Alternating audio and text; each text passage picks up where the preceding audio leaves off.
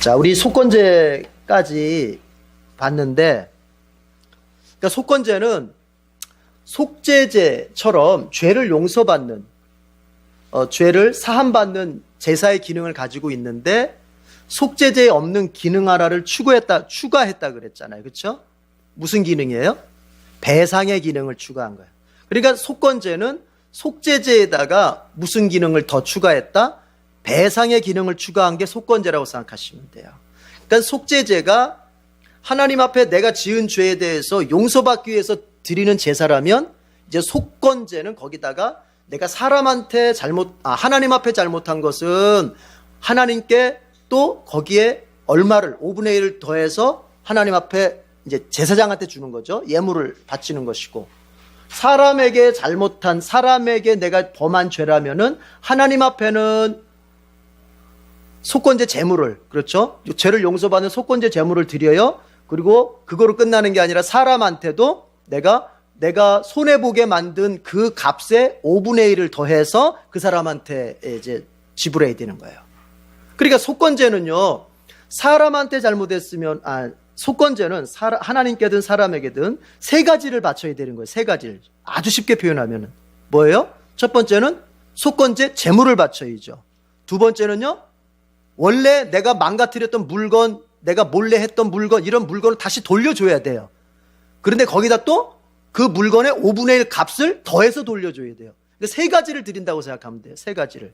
그 중에 제물은 하나님께 드리고, 그리고 보상, 원래 물건이라든지 배상 금액은 하나님 거면은 제사장에게, 사람에게 잘못한 거면 그 사람 당사자에게 이렇게 준다고 생각하시면 돼요. 그래서 우리는 하나님 앞에 범죄한 것도 우리는 아주 두려움으로 바라봐야 되겠지만, 뿐만 아니라 내가 사람과의 관계 속에서, 인간적인 관계 속에서 도리를 다하지 못한 것에 대해서도 우리는 크게 볼 줄 알고, 그것에 대해서도 내가 죄로 크게 볼 줄 알고, 그것에 대해서도 내가 사람에게 사과해야 될 자리면은 아주 정직하고, 그리고 그 시간에 맞게. 여러분, 사과라는 게 그래요. 타이밍을 놓쳐버리면 사과하기가 어려워지잖아요. 사과는 타이밍이 되게 중요해요. 사과해야 될 때에 사과 못하면 그 다음에 사과할 기회를 만들기가 상당히 어려워져요.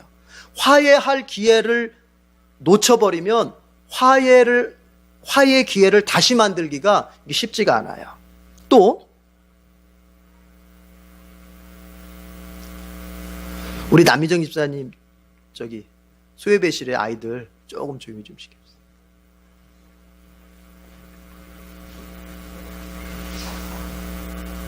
또 불화한 관계 속에서 주변의 역할이 참 중요한데, 주변은 어떤 역할을 해야 되냐면은 불화한 관계를 화목할 수 있는 관계, 즉 서로가 화해할 수 있는 기회를 만들어 줄 수 있어야지, 그 불화한 관계를 오히려 내가 이용해 먹는다든지, 이 불화한 관계를 이용해서 저 사람을 내 편으로 만든다든지 이러면 안 되는 거고요. 불화한 관계를 오히려 화해하고 화목할 수 있도록 어떤 기회를 만들어주는 역할을 잘 해야 돼. 이게 속건제 정신이에요. 속건제 정신. 다른 사람과의 관계도 중요하게 여겨야 됩니다. 예. 자, 오늘 봅니다. 이제 6장에서 속건제 다음의 단락들을 볼 텐데, 일명 6-2장인데,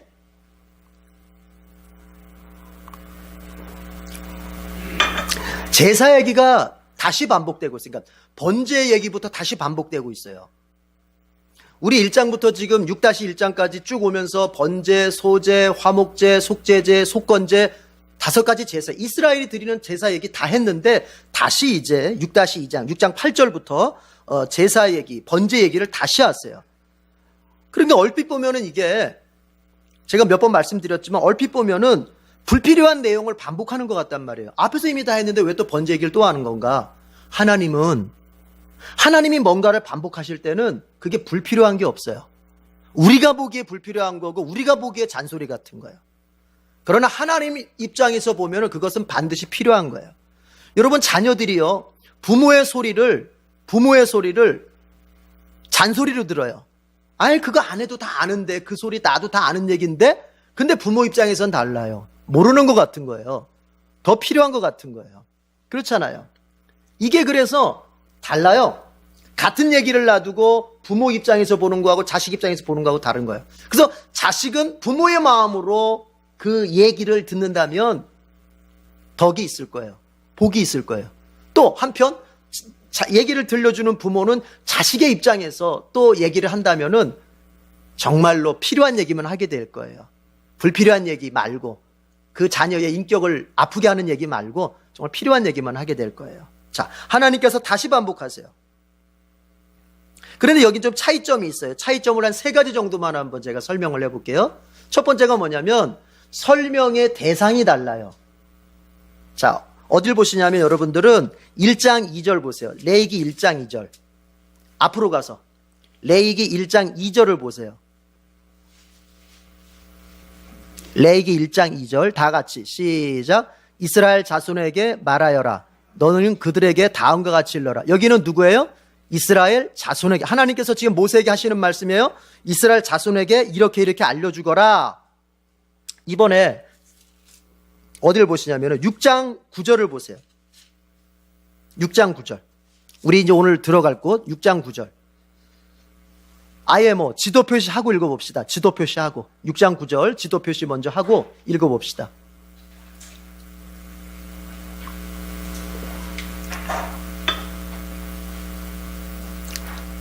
자, 지도 표시하고 노란색 칠하고 다 같이 읽어보죠. 시작. 너는 아론과 그의 아들들에게 다음과 같이 일러라. 번제를 드리는 규례는 다음과 같다. 번제물은 밤이 새도록 곧 아침이 될 때까지 제단의 석쇠 위에 있어야 하고 제단 위에 불은 계속 타고 있어야 한다. 아멘. 지금 여기는 대상이 누구냐면요, 모세에게 이렇게 말씀하신 하나님께서 너는 아론과 그의 아들들, 즉 제사장들에게 하는 얘기예요. 그러니까 지금부터는 누가 설명의 초점이냐면은 제사장들이에요. 제사장들. 첫 번째, 설명의 대상이 다르다. 하나님이 제사에 대해서 설명해주는 대상이 다르다. 이렇게 이해하면 되고, 두 번째는 뭐냐면 제물을 대하는 입장이 달라요. 앞부분에서는, 그러니까 1장부터 6-1장까지는 일반 백성들이 제물을 갖다가 어느 때 드리는 건지, 그러니까 언제 드리는 건지, 그 다음에 무슨 제사 때는 어떤 제물을 드려야 되는지, 이런 거에 초점이 더 맞춰져 있어요. 제물을 드리는 시기와 제물을 드리는 어떤 방법에 대해서. 그런데 이 뒷부분은 뭐냐면 제사장들이 할 일이잖아요. 제사장들이 할 일. 그래서 여기서는 제물에 대해서 어떻게 얘기를 하냐면은 어떤 제물을 태울 것인지, 내지는 어떤 제물은 태우지 않고 제사장이 자기 몫으로 챙길 수 있는 것인지, 이걸 하나님이 딱 나눠주시는 거예요. 그러니까 모든 걸 제사장이 다 가져갈 수 없어요. 다 가져가면 안 돼요. 어떤 것은 제사장이 가져가지 말고 다 태워야 될 게 있어요. 그게 뭐고, 또 제사장이 자기 몫으로 가져갈 수 있는 것이 무엇인지를 하나님이 이 부분에서 말씀하시는 거예요. 그래서 제물을 대하는 입장이 다르다. 또 하나는 뭐냐면 제사의 설명 순서가 달라요. 앞에서는 어떻게 나왔냐면 번제, 소제, 화목제, 속제제, 속건제. 이거를 이 순서를 가만히 분류해 보면요, 의미가 있어요. 뭐냐면 앞에서는 어떤 게 있냐면은 이 순서가 전반부에서는요, 순서를 하나님께 향기가 되는 것과 하나님께 그러니까 이걸 더하면은 사실은 이게 안 드려도 되는 건데 더함으로써 하나님께 더 영광이 될 수 있는 제사가 있고, 또 하나는 뭐냐면은 내가 죄를 지었기 때문에 용서받기 위해서 반드시 드려야 되는 제사가 있어요. 그래서 앞부분에서는 그 제사를 나누는 기준을, 제사를 설명하는 순서를 갖다가 그런 기준으로 나눴어요. 하나님께 향기가 되는, 기쁨으로 향기가 되는 제사를 앞부분에다가, 그리고 죄사함 받는 제사를 뒷부분에다가 이치를 시키는 거예요. 속죄제, 속건제 같은 게 뒤로. 그런데 이 뒷부분에 제사장들한테 설명할 때는 좀 달라요. 그 기준을 가만히 보면 뭐로 지금 이게 통일이 되어 있는 것 같냐면은 제사 드리는 빈도수. 그러니까 자주 드리는 제사일수록 앞부분에다가 배치를 시킨 거예요. 그래서 여러분, 제사 중에 제일 많이 드리는 게 뭐냐면 번제거든요. 그래서 번제가 맨 앞에 나오고, 제사 중에서 제일 조금, 그러니까 그 횟수가 조금 드릴 수 있는, 적게 드릴 수 있는 제사가 화목제예요, 화목제. 그 화목제가 맨 뒤로 가는 거예요. 이런 기준으로 이게 순서를 좀 짰다. 뭐 이 정도만 여러분이 이해하시면은, 그래서 여기서 여러분이 이제 가졌으면 하는 마음은 뭐냐면, 이게 다른 내용들로 구성되어 있구나. 그냥 쓸데없이 하나님이 같은 내용을 반복하시는 게 아니구나. 이런 거를 우리가 짚고 넘어가면 될 것 같습니다. 자, 그 가운데서 이제 첫 번째 얘기가 우리가 방금 읽었던 9절 읽었는데 번제 얘기입니다. 번제. 자, 하나 더 표시할게요. 12절 나침판 표시할게요. 12절 나침판 표시하겠습니다. 자, 같이 읽어보죠. 시작. 제단 위에 불은 타고 있어야 하며 꺼뜨려서는 안 된다. 제사장은 아침마다 제단 위에 장작을 지피고 거기에 번제물을 버려놓고 그 위에다 화목제물의 기름기를 불살라야 한다. 그랬죠? 하나님께서 이제 9절에 보니까 모세야, 이제는 아론과 그의 아들들에게 다음과 같이 일러라. 이제 제사장들에게 주는 매뉴얼이다. 제사장들에게 주는 지침이다. 제사장들이 제사 때 어떤 역할을 해야 되는지 그들의 직무에 대해서 이제 설명한다. 이런 의미예요. 이건 좀 다른 얘기지만 여러분, 제가 레이기뿐만 아니라 성경을 계속 연구해 보다 보면은요, 우리 새번역 성경이 참 번역을 잘한 성경이다라는 생각이 더 들어요. 이게 더욱이 원어적으로 이렇게 성경을 더 계속 보다 보면은 우리 새번역 성경이 원어에 더 가깝게 번역을 잘했다 이런 생각이 들어요. 예를 들어서 지금 우리가 9절을 읽어볼 것 같으면 이렇게 돼 있잖아요. 너는 아론과 그의 아들들에게 다음과 같이 일러라 그랬잖아요. 옛날 옛날이 아니죠. 자꾸 옛날이라 그러는데 개역개정 성경에서는 그걸 이렇게 얘기해요. 너는 아론과 그의 자손들에게 이렇게 얘기를 해요. 새번역 성경은 그의 아들들에게 그렇게 얘기하는데 개역개정 성경은 그의 자손들에게 그렇게 얘기를 해요. 근데 여기 아들들에게로 번역된 개역개정에서 자손들로 번역된 그 히브리어가 빠나이우라는 말인데 이 빠나이우라는 말은 아들들이라는 말이 더 정확한 번역이에요. 그게 아들들. 그러니까 딸들을 제외시키는 거예요. 왜냐하면 제사장은 아들들만 될 수 있는 거예요. 그래서 자손들이라고 하면 거기에는 아들도 포함되고 딸들도 포함될 수 있는 거잖아요. 근데 하나님께서는 지금 나중에 이 음식 먹는 얘기까지 다 이렇게 이렇게 종합해서 보면은 제사장 될 수 있는 사람만 이 예물을 먹을 수 있거든요. 거기에서. 그래서 아들들이라는 표현이 더 정확한 표현이다. 빠나이유. 제가 이 얘기를 드리는 이유는 뭐냐면 우리가 개역개정에서 새번역으로 바꿨습니다. 혹시나 새번역 성경이 개역개정보다 못한가 이런 생각 전혀 갖지 말라는 얘기예요. 오히려 새번역 성경이 원어적으로 성경을 더 잘 번역을 했고 또 우리에게 이해가 와 닿도록 더 잘 번역을 했어요. 그러니까 여러분은 열심히 읽기만 하면 돼요. 열심히 읽기만 하면 여러분이 원어 성경, 그러니까 원문 성경에 가장 근접한 성경을 여러분이 읽게 되는 거예요. 아시겠어요? 예. 자, 하나님께서 이렇게 이제 제사장들에게 이제 일려줘라 하면서 앞에서 했던 얘기에다가 이제 보충해서 이제 하나님이 해주시는 얘기예요. 번제에 대해서. 그 얘기를 가만히 보면은 이런 겁니다. 번제단의 제물은 아침까지 놔둬야 된다. 그러니까 밤새도록 번제단 위에는 뭐가 있어야 돼요? 번제 제물이 타고 있어야 돼요. 그러니까 이때 번제 제물은 언제 올려놓은 제물이냐면은 저녁 때. 여러분 번제는 우리가 잘 알지만 번제는 하루에 몇 번 드려요? 2번 드려요. 아침에 한 번, 저녁에 한 번 드려요. 그래서 그걸 상번제, 매일 드리는 번제. 그러니까 여기서 지금 하나님께서 9절의 말씀에서 번제물은 밤이 새도록 아침이 될 때까지 제단 석쇠에 있어야 한다 이 말은 저녁에 드리는 번제물은 밤새도록 타서 아침 될 때까지 아침 번제물로 대치될 때까지 계속 타고 있어야 된다는 얘기예요. 그러면 그걸 옆에서 누가 그걸 관리하고 있어야 돼요? 제사장이 밤새도록 번제물 보고 있어야 되는 거예요. 밤새도록. 그리고 번제단의 불은 여러분 제물이 계속 타고 있으려면은 번제단의 불은 어떻게 하고 있어야 돼요? 계속 타고 있어야 돼요. 번제단의 불이 절대 꺼져서는 안 된다. 또 밤새도록 범죄를 드리는 동안 제사장은 뭘 입고 있어야 되느냐? 유니폼이 뭐냐면은 세마포 겉옷과 세마포 속옷을 입고 있어야 된다. 에이, 밤이니까 누가 안 보니까, 에이, 우리끼리밖에 없으니까 이제 뭐 대충 입고, 이렇게 절대 안 된다. 절대 안 된다. 밤새도록 그 번제물을 관리하는 사람은 반드시 하나님 앞에 거룩한 유니폼, 거룩한 옷, 가운, 세마포 겉옷과 세마포 속옷을 입고, 예. 그리고 번제물의 재는 어떻게 하느냐? 다 털어서 긁어서 제단 옆에 놔뒀다가 나중에 짐 밖에다가 갖다 버려라. 임시로 번제단 옆에 싸놨다가 나중에 갖다 버려라. 그럴 때, 이때에 그 재를 갖다가 진 밖으로 버릴 때는 지켜야 할 게 또 하나 있어요. 뭐냐면 입고 있던 가운을 벗고 그때는 평상복으로 갈아입고 진 밖으로 그걸 가지고 나가야 돼요. 그러니까 제사장이 성막에 밖으로 나갈 때는 여러분 옷을, 세마포 옷을 다 벗어야 돼요. 뭘 입어야 돼요? 평상복, 일상복으로 갈아입고 나가야 돼요. 네. 이런 거 하나하나가 우리에게 다 의미가 있어요, 여러분. 여러분, 우리가 주님 앞에 예배를 드려요. 예배를 드린 다음에 우리가 이제 가정으로 돌아가고 일터로 돌아가요. 돌아갈 때 마음은 바뀌지 말아야 돼요. 예배 때 하나님을 만난 그 은혜와 하나님을 만난 거룩함의 감격은 그대로 간직해야 돼요.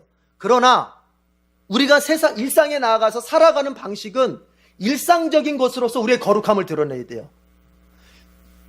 교회 와서 예배 드리면서 거룩함을 드러냈던 그 방식으로가 아니에요. 종교적인 방식으로가 아니에요. 우리가 일상으로 돌아가서 거룩함을 드러내는 방식은 일상적인 방식이에요. 어떻게? 밥을 먹고 자식을 키우고 돈을 버는 그런 일상적인 일들에다가 하나님을 향한 거룩함을 우리가 드러낼 수 있어야 된다는 얘기예요. 평상복으로 갈아입는다는 얘기는. 자, 그렇게 이제 번제에 대한 얘기를 하나님 하시는데 중요한 거를 하나님이 다시 한번 강조하세요. 그게 뭐냐면, 또 하나 있습니다. 아침마다 번제물을 바치고, 그렇죠? 저녁에 바친 번제물이 아침 제물 바칠 때까지 밤새도록 타잖아요. 그리고 아침에 이제 어린 양 한 마리를 또 번제로 바쳐요. 그때. 그래서 번제물을 바친 다음에 그 다음에 거기다가 뭘 바치냐면은 여러분 12절에 보면 화목제물의 기름기를 그때 바쳐라 그래요. 그러니까 이스라엘 백성들은 제사 중에 가장 기본이 되는 제사가 뭐냐면 번제예요, 번제. 번제를 먼저 드린 다음에 다른 제사를 그 번제물에다가 첨가해서 드리는 거예요. 그러니까 번제물은 하나님을 기쁘게 해드리는 향기로운 제사거든요, 그게. 그래서 하나님께 향한 제사를 먼저 드리면서 화목제사의 기름기, 이제 사람과 화목하고 내가 다른 것과 화목한 그것이 이제 거기에 곁들여져서 드리게 되는 거예요. 그러니까 늘 순서가 있어요. 나와 하나님과의 관계가 제대로 서가는 과정 속에서 다른 것에 화목의 관계가 서가야 되는 것이 있고, 가야지. 나와 하나님과의 관계가 서 있지 못한데 가족과의 관계, 직장과의 관계, 이 세상과의 관계가 좋은들 그건 아무 의미가 없는 거예요. 번제가 먼저예요. 번제를 먼저 드린 다음에 화목제를 거기다가 곁들이는 거예요. 이거 거꾸로 가면 안 돼요. 화목제를 먼저 드리고 번제를 드리면 안 된다는 얘기예요. 하나님 앞에 먼저 드리고 그 다음에 그 외에 다른 관계들에 대해서 이제 내가 화목한 관계, 최선을 다하는 관계로 가는 것이 옳다는 얘기예요, 지금. 아시겠습니까? 이걸 명심해야 돼요. 여러분 주변에 많은 관계들이 있을 겁니다. 그 관계들의 모든 우선순위, 최고의 우선순위는 누구와의 관계다? 하나님과의 관계다. 하나님께서 번제를 얘기하시면서 아주 중요한 말씀이길래 반복해서 하시는 말씀이 있어요. 그게 뭐냐면 13절 다 같이 볼게요. 13절 다 같이 시작. 제단 위의 불은 계속 타고 있어야 하며 꺼뜨려서는 안 된다. 여기 제단은 번제단을 말하는 거예요. 번제단의 불은 절대로 꺼지면 안 된다. 이 불은 밤새도록 탈 뿐만 아니라 계속 타고 있어야 돼요. 이 불이 꺼지면 안 돼요. 왜 그렇죠, 여러분? 이 불이 꺼지면 안 되는 이유가 뭐예요? 심지어 이 불은 이제 이스라엘 백성들이 이동하잖아요. 40년 동안 계속 이동 생활하잖아요. 이동할 때도 이 불을 꺼뜨리면 안 돼요. 이 불씨를 가지고 이동을 해야 돼요. 계속. 거기 가서 새롭게 불씨를 새로 만들어서 피는 게 아니에요. 이 불을 보관해서 가지고 다니다가 이제 거기에 새로운 곳에 정착하게 되면 거기다 번제단을 만들고 거기다가 이제 새롭게 불을 필 때 원래 가지고 있던 불씨를 가지고 피게 돼 있는 거예요. 이 불은 영원히 꺼지면 안 된다는 얘기, 하나님께서. 왜 그런가? 여러분, 최초에 출애굽기에서 성막을 건축한 다음에 번제단을 쌓았을 때 거기에 불을 누가 내리셨어요? 하나님이 내리셨어요. 사람이 핀 게 아니에요? 이런 출애굽기 한 기억이 오래돼서 기억을 못할지 모르지만 그 번제단에다가 불을 붙여주신 분이 하나님이에요. 사람이 불을 붙인 게 아니에요. 이 불은 하나님으로부터 온 불이에요. 하나님으로부터 온 불은 절대 꺼지면 안 돼요. 아시겠습니까? 사람으로부터 받은 것은 이렇게도 저렇게도 뭐 꺼질 수도 있고 잃어버릴 수도 있지만 하나님으로부터 받은 건 잃어버리면 안 돼요. 이게 끝장나는 거예요. 여러분 가정이 버텨낼 수 있는 힘은 하나님으로부터 온 것을 간직할 때 버텨낼 수 있는 것이고, 여러분의 인생이 버텨낼 수 있는 것은 하나님으로부터 받은 은혜의 불씨를 간직할 때 버텨낼 수 있는 것이지, 물론 우리가 사람으로부터 위로도 받고 사람으로부터 격려를 받습니다. 사람과의 관계 속에서 우리가 이런 얘기 저런 얘기 들어서 힘을 얻을 수 있습니다만 그것은 보조적인 거예요. 보조적인 거예요. 그래서 우리는 사람한테 구걸할 게 없어요. 여러분, 사람들이 나한테 어떻게 얘기하든 저렇게 얘기하든 왜 거기다 자꾸 신경을 쓰는지 모르겠어요. 그것은 보조적인 거예요. 내게 격려가 되고 위로가 되면 좋을 거예요. 그러나 그렇지 않다 하더라도 우리가 낙심하고 우리가 불평하고 우리가 우리 인생에 대해서 포기할 게 없어요. 왜요? 하나님으로부터 온 그 은혜의 불씨, 하나님으로부터 온 그 위로의 불씨를 우리가 마음에 간직하고 있으면 우리는 반드시 일어나게 되는 겁니다. 그러나 뒤집어서 여러분이 아멘 하셨으니 감사합니다만 이 얘기 꼭 해야 되겠어요. 사람한테 아무리 내가 위로받고 격려받고 칭찬 들었어도 하나님으로부터 받은 바 은혜가 없고 하나님으로부터 받은 바 은혜를 상실해버리면 아무것도 아니에요. 여러분, 목사한테 칭찬받으려고 애쓰지 마세요. 목사한테 뭐 어쩌고 저쩌고 이렇게 위로받고 격려받는 것이 여러분 필요한 일이고 중요한 일이긴 하겠으나 여러분, 하나님의 은혜, 하나님의 위로를 대체할 수 있겠습니까? 그렇다고 저와의 관계를 뭐 우습게 여기라 이런 말이 아니라, 이런 게 아니라 우리의 근원적인 걸 살피자는 거예요. 여러분이 누구의 은혜, 누구의 위로를 얻기 위해서 애쓰는지를 가만히 생각해 보시란 말이에요. 사람에게 받으려고 애쓰는 사람은 반드시 실망한다고 하는 것이 성경의 가르침이에요. 성경 끊임없이 얘기하는 게 뭡니까? 사람을 의지하지 말라는 거예요. 사람을 의지하지 말라는 거예요. 그럼 테스트해봐요. 내가 사람을 의지하고 있는지 안 하고 있는지를 테스트하는 방법이 있어요. 뭔지 아세요? 여러분, 사람을 대할 때 감사함이 큽니까? 섭섭함이 큽니까? 섭섭함이 큰 사람은 사람을 의지하고 있다는 소리예요. 감사함이 큰 사람은요, 사람을 의지하지 않고 있다는 얘기예요. 왜냐하면 감사는 하나님을 의지하는 사람만 할 수 있는 거예요. 하나님을 의지하고 있는 사람은 사람이 나에게 이렇게 저렇게 해도요, 다 덮어갈 수가 있어요. 그러나 사람 의지하는 사람은 사람이 나에게 조금 실수하고 사람이 나에게 말 어쩌고 저쩌고 하면 그거로 인해서 확 꼬꾸라져 버리는 거예요. 이걸 알아야 돼요. 번제단의 불은 절대로 꺼져서는 안 된다. 하나님으로부터 받은 것은 그게 무엇이든지 여러분 그걸 소중히 여길 줄 알고 그것을 여러분 살릴 줄 알아야 돼요. 여러분의 첫사랑이 어디 갔습니까? 예수 맨 처음 믿을 때 그 감격과 사랑이 어디에 갔습니까? 그거 꺼트리면 안 된다는 얘기예요. 그거 잃어버리면 안 된다는 얘기예요. 이 세상이 주는 억만금보다도 내가 예수 맨 처음 믿을 때에 주님이 나에게 베푸셨던 십자가의 은총화 아래에서 눈물을 흘리며 감격했던 그 감격을 잃어버리면 안 된다는 얘기예요. 그런데 보세요, 여러분. 12절을 다시 한번 보면 이렇게 돼 있어요. 제단 위에 불은 타고 있어야 하며 꺼뜨려서는 안 된다. 그러기 위해서 해야 될 게 뭐냐? 제사장은 아침마다 제단 위에 뭐를 지피고? 장작을 지펴야 돼요. 그냥 지켜지는 게 아니란 말이에요. 하나님이 주신 불이니까 아유 저절로 잘 타겠지, 이게 아니란 말이에요. 하나님이 불씨를 주셨어요. 하나님이 불을 내리셨어요. 이제 그걸 지켜가는 건 누구 몫입니까? 내 몫이에요. 하나님이 성령 충만을 내게 주셨어요. 그걸 지켜가는 것은 누구 몫입니까? 내 몫이에요.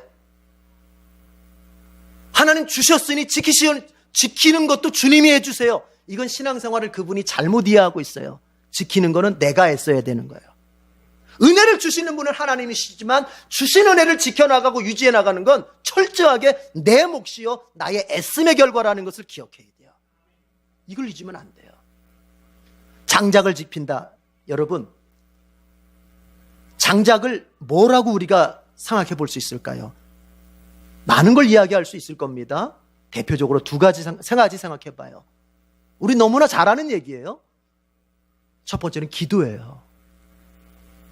하나님의 불은 주로 신약 성경으로 보자면 성령으로 우리가 말할 수 있어요. 성령. 하나님으로부터 성령을 받은 사람은 그 성령이 활활 내 안에서 타오를 수 있도록, 다른 말로 얘기하자면 성령이 충만할 수 있도록 기도의 장작을 계속 떼야 됩니다. 기도의 장작을. 기도가 지금 멈춰진 사람은 이걸 아셔야 돼요. 성령의 불이 완전히 지금 소멸되어 있다고 생각하시면 돼요.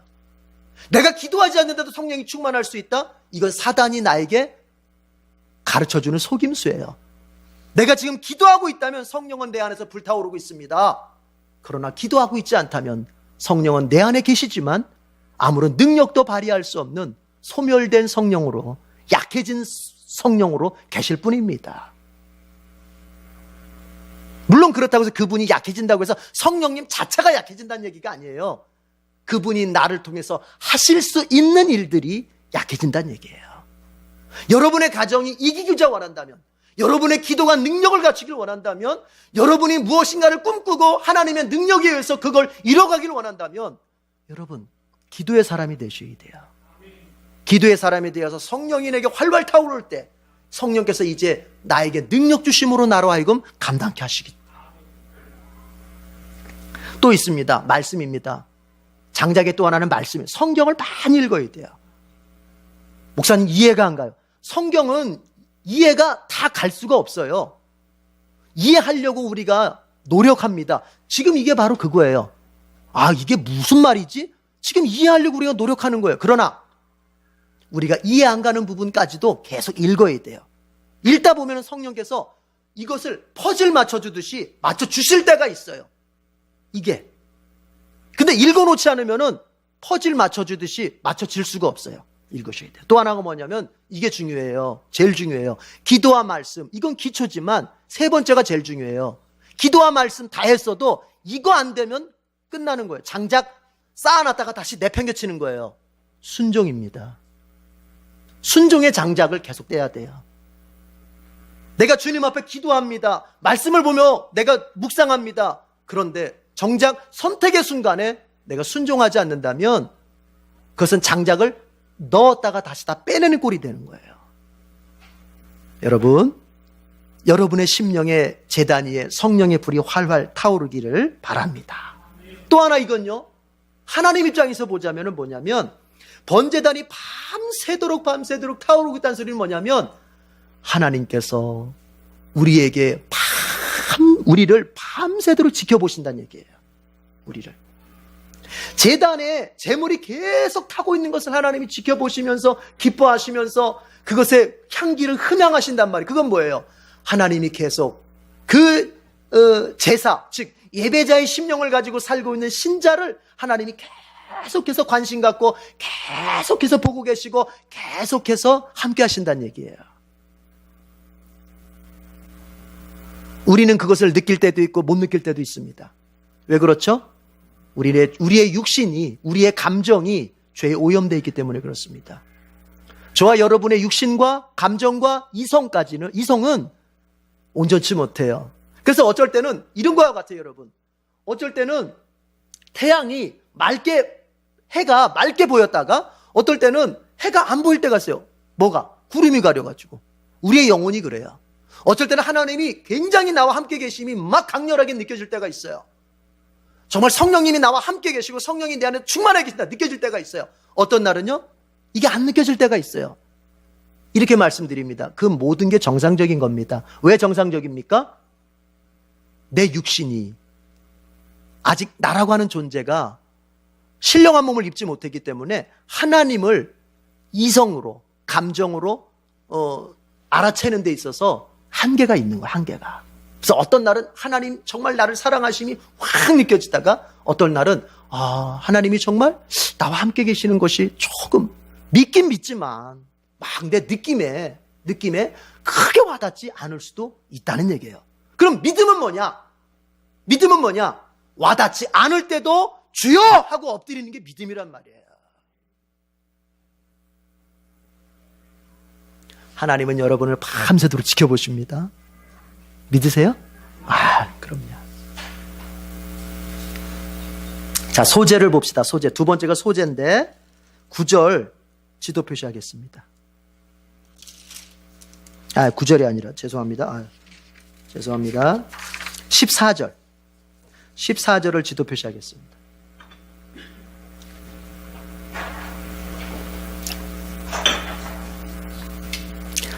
다 같이 읽어볼게요. 시작. 곡식 제물을 바치는 규례는 다음과 같다. 그 제물은 아론의 아들들이 주 앞 곧 제단 앞에 바쳐야 한다.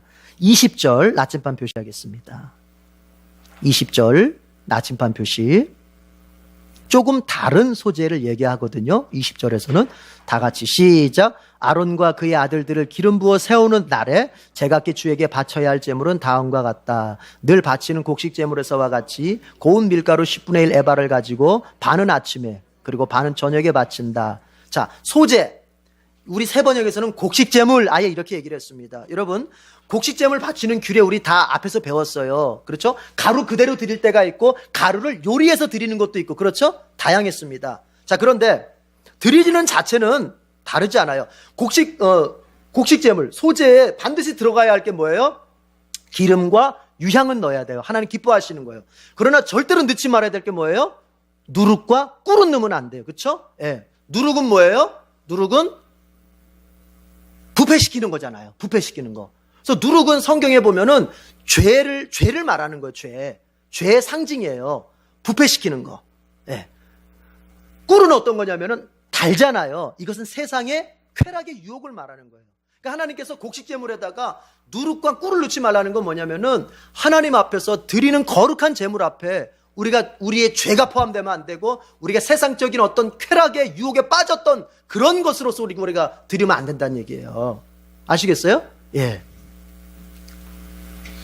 그리고 20절에서는 이제 또 하나를 이렇게 얘기합니다. 이 소재는 약간 다른 소재예요. 어떤 소재냐면 제사장 위임식 때 드리는 소재예요. 위임식이라는 건 뭐냐면 이제 제사장을 공식적으로 임명하는 거거든요. 제사장을 공식적으로 임명할 때 제사를 드리는데 그 중에 하나가 소재를 드렸어요. 그때는 어떻게 하느냐 그 얘기를 하는 겁니다. 고운 가루 10분의 1 에바를 가지고서 반은 아침에 드리고 절반은 저녁에 드려라. 뭐 그런 얘기를 합니다. 그리고 요리해서 하나님 앞에 드려라. 그런 얘기를 합니다. 그래서 위임식 때는 이렇게 드려라. 소재에 있어서 소재 때 곡식가루에서 이제 하나님 앞에 드릴 때는 어떻게 하냐면 한 줌을 집어서 그걸 번제단에다가 뿌려서 불태우잖아요. 나머지는 어떻게 돼요? 제사장이 몫으로 되는 거예요. 앞에서도 우리 했죠? 그 얘기를 지금 하고 있습니다. 그 얘기를. 그런데 여기서 우리가 하나 보고 싶은 것은 14절 한번 다시 보세요. 곡식 제물을 바치는 규례는 다음과 같다. 그 제물은 아론의 아들들이 주 앞, 곧 제단 앞에 바쳐야 한다. 거기서 뭘 보시냐면요. 주 앞, 곧 제단 앞이래. 이 표현을 좀 볼 필요가 있어요. 자, 제사를 드리는, 저를 보세요. 제사를 드리는 데 있어서 여러분 우리는 제사를 드리는 대상이 정확히 누구인지를 기억해야 돼요. 우리의 예배를 받으시는 분은 하나님이세요.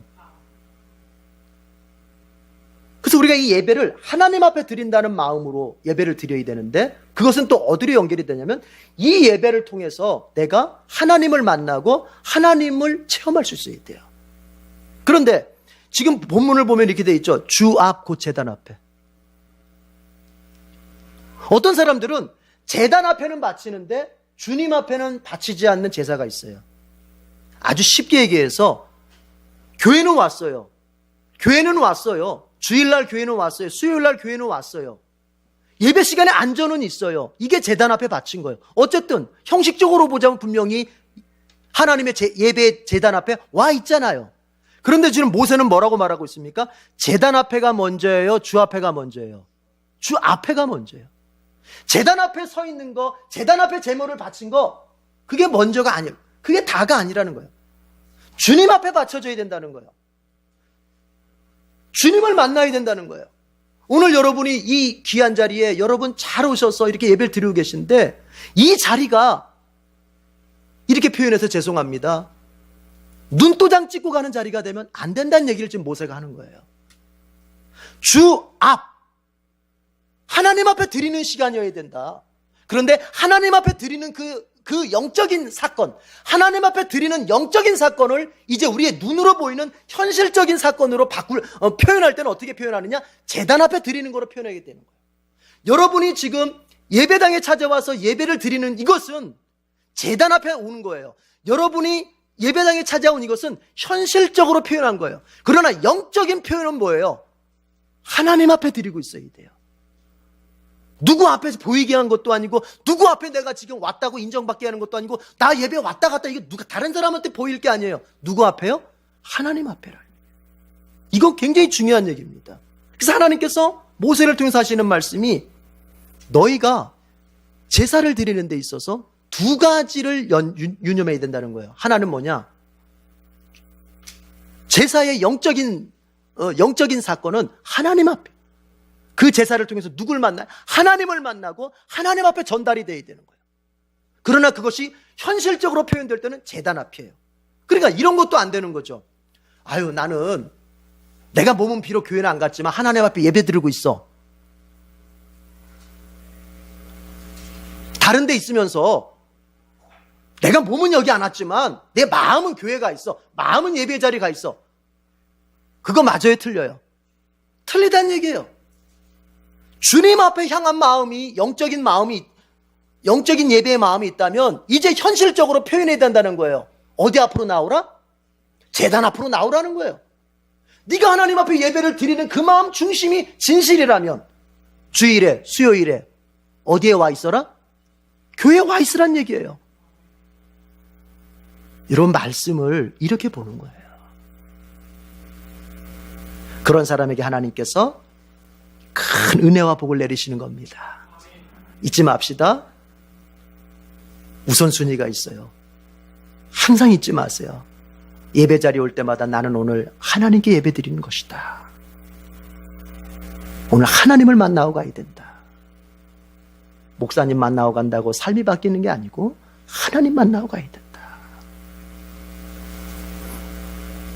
그렇습니다. 자, 마지막 우리 속죄제를 한번 보십시다. 속죄제 25절 지도 표시합시다.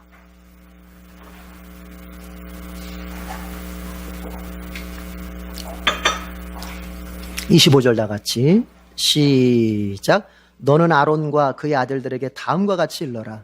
속죄제사를 드리는 규례는 다음과 같다. 속죄제사에 바치는 제물은 번제물을 잡는 자리 곧 주 앞에서 잡아서 바쳐야 한다. 그것은 가장 거룩한 제물이다.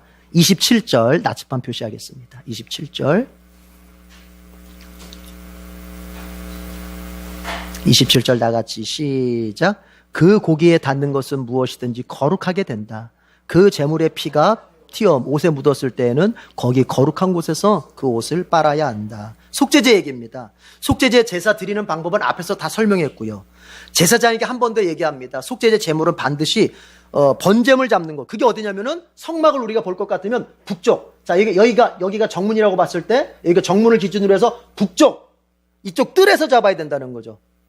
속죄제 제물을. 그리고 이제 제사를 드려야 된다는 얘기. 그 얘기를 한 번 더 하나님이 하십니다. 그러면서 말씀하시는 게 가장 거룩한 제물이에요.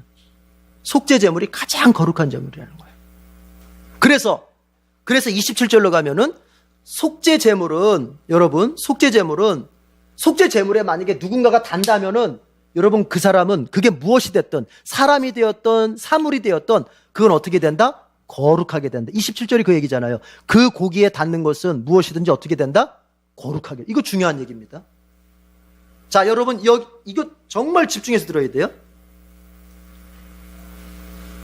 이게 속죄제 제물이에요. 이게 여기에 닿았어요. 뭔가가. 그러면은 여기에 닿은 대상이 어떠하냐는 중요하지 않아요. 이 속죄 제물 때문에 여기에 닿은 대상이 거룩하게 되는 거예요. 이해가 되세요? 이게 그리스도의 십자가의 은총이 우리에게 적용되는 원리예요. 우리의 어떠하냐는 중요하지 않아요. 그가 과거에 어떤 사람이었느냐는 하나님 앞에 구원받는 데 있어서 전혀 문제될 것도 없고 공로의 조건도 될 수 없어요. 그가 왕년에 아주 더럽고 정말 이 세상의 삶을 입에 담을 수 없을 만큼 그렇게 살았다 할지라도 그가 속죄제물이신 예수님께 당연 그 사람은 거룩하게 되는 거예요. 이해가 되십니까? 우리가 거룩하게 된 것은 우리에게 그 어떤 원인이 있지 않다는 얘기예요. 속죄제물이신 예수님께 원인이 있어요. 그 얘기예요. 우리는 예수님께 닿은 사람들인 줄 믿습니다. 우리는 예수님, 그래서 바울이 그걸 뭐라고 표현합니까? 예수님과 연합한 사람. 사도 요한이 뭐라고 말합니까? 주님이 내 안에, 내가 주님 안에. 이게 주님과 연합을 말하는 거거든요. 우리가 주님과 연합되었기 때문에 우리 거룩해진 거예요. 여러분 따라합시다. 주님과 연합했기 때문에 내가 거룩하다. 그런데 실제로 우리 모습은 어때요? 거룩하게 살려고 애쓰는 면도 있지만 때로 거룩하지 못한 모습이 눈에 띌 때가 있잖아요. 그러므로 우리는 아직 실존적으로는 우리의 실체의 입장에서는 거룩하지 않은 것이 사실이에요. 그러나 우리의 신분적으로는, 우리가 법적으로는 하나님 앞에서 거룩한 사람이에요. 왜요? 예수님께 연합, 예수님께 닿은 사람이기 때문에. 이해가 되세요? 아, 그럼요. 제물에 피가 튀었을 때, 제물이 속죄제물을 잡다가 피가 튀잖아요. 옷에 묻어요. 제사장 옷에 묻어요. 그러면 여러분, 그 제사장 옷에 묻은 옷을 어떻게 해야 되는 줄 아세요? 그 아무 데서나 빨면 안 돼요. 집에 가져가서 빨면 안 돼요. 속죄제물 잡다가 제사장의 옷에 피가 튀었을 때 이 옷을 깨끗하게 빨아야 되는데 반드시 여러분 어디서 빨아야 돼요? 거룩한 곳, 성막 안에서 빨아야 돼요. 이게 무슨 얘기예요, 여러분? 따라합시다. 거룩한 것을 함부로 취급하지 말아라. 이런 의미예요. 거룩한 것은 거룩함을 유지할 수 있도록 조심스럽게 취급을 해야지. 이거 내 유니폼인데 피가 튀었어? 그냥 집에 가서 내 아내한테 빨아달라고. 좀 빨아줘. 이게 아니라는 거예요. 반드시 그 제사장이 거룩한 곳에 앉아가지고 그 빨래를 하면서 그걸 깨끗하게 빨아야 돼요. 이거는 제가 이미 얘기했지만 거룩한 것을 조심스럽게 다루란 얘기예요. 거룩한 것을 세상에 나가서 함부로 돌리지 말란 얘기예요. 그럼 좀 보십시다.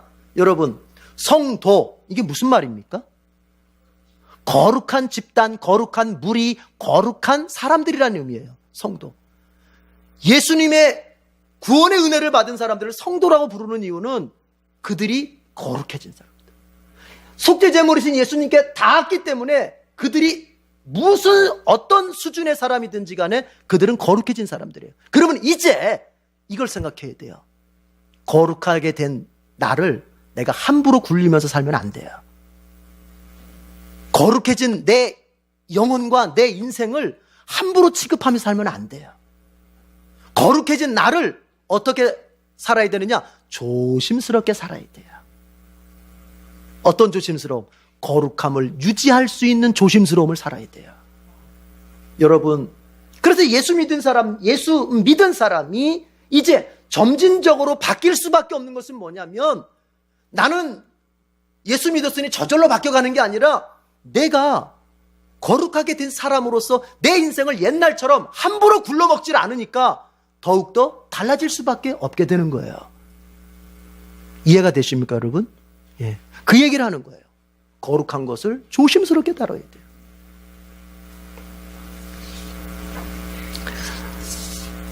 사랑하는 성도 여러분, 우리가 하나님 앞에서 거룩하다 인정받고 너는 나의 의로운 자녀라고 인정받는 것은 오직 우리가 그리스도께 믿음으로 연합했기 때문입니다. 다른 조건은 아무것도 없습니다. 때로 내 현실이 어렵고 내 몸이 병이 들고 물질적으로 쪼들리고 때로는 정말 내가 감당할 수 없는 현실에 그 아픔과 고난이 올 때는 내 믿음이 약해지고 내 마음이 약해지면서 정말 내가 하나님 앞에 인정받고 있는 사람인지 헷갈릴 때가 있습니다. 그러나 여러분 이걸 아십시오. 내가 하나님 앞에 자녀로 인정받고 사랑받는 대상으로 인정받는 길은 받을 수 있는 그 원인은 내가 예수님께 믿음으로 연합했기 때문이지 나의 어떤 것이 잘나서가 아니에요. 이걸 딱 붙잡아야 돼요. 이 시간 같이 한번 기도합시다. 우리에게 이런 믿음 주셔서 감사하다고 기도하십시다. 정말 우리는 우리 자신을 너무나 잘 알고 있지 않습니까? 내가 내 자신을 생각할 때도 부끄럽고 너무나도 정말 사람 앞에 내놔도 부끄럽고 손가락질 받을 만한 그런 모습인데 감히 거룩하신 하나님 앞에 내가 인정받고 자녀로 선다고 하는 거 얼마나 불가능한 일인지 잘 알고 있지 않습니까? 그럼에도 불구하고 하나님께서 그리스도 속죄제물 그리스도 그분 덕분에 우리를 거룩하게 삼아주신 거 감사하다고 주님 앞에 고백하시고요. 또 한 가지는 뭐냐면 주님 내가 이렇게 거룩하게 되었으니 내 인생 함부로 취급하면서 함부로 굴려가면서 아무렇게나 살지 않고 정말 거룩한 것을 내가 풍성하게 더욱더 만들어가는 인생으로 살게 해달라고 그렇게 한번 기도하십시다. 다 같이 기도하겠습니다.